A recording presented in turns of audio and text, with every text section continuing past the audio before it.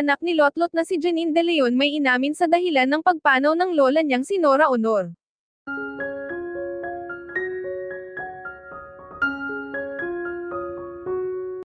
Tila nitong April 16, 2025 nga lang pumanaw ang nag-iisang superstar at national artist for film and broadcast arts na si Nora Honor sa edad nitong 71 years old.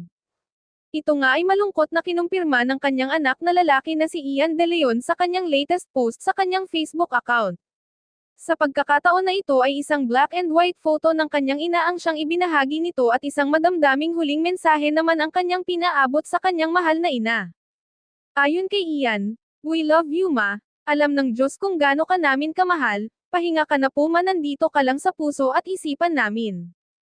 Kasunod nito may hiwalay nga ding FB post ang pamilya ni Nora na siyang ibinahagi din ni Ian ang naging official statement ng mga ito tungkol sa pamamaalam ni Ate Guy.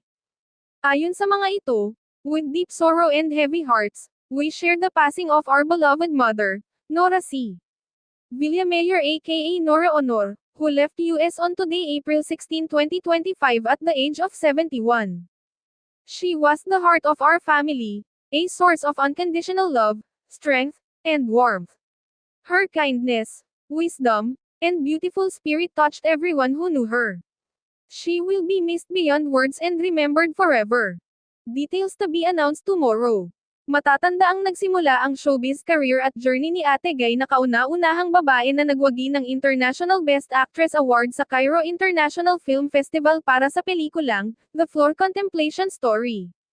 Siya rin ang nag-iisang Filipino actress na napabilang sa 100 Centennial Honor for the Arts na iginawad ng Cultural Center of the Philippines noong 1999. Ayon pa sa source, nagmula sa isang mahirap na pamilya si Ate Guy, kaya para makatulong sa kanyang mga magulang ay natitinda siya ng mani at tubig sa mga istasyon ng tren sa Bicol. Kasunod nito, sumali siya sa mga amateur singing contest sa kanilang bayan hanggang sa mag-join nga siya noong 1967 at nagwagi sa Tawag ng Tanghalan, na siyang nagbukas ng pinto sa pagpasok niya sa showbiz. Kaya naman sa kanyang sipag at tiyaga ay nakagawa rin si Ate Guy ng mahigit sa 170 pelikula at mga teleserye sa ABS-CBN at GMA7, at doon nga ay umani ng maraming parangal at humakat na rin siya ng mga award sa loob at labas ng bansa at marami pang iba.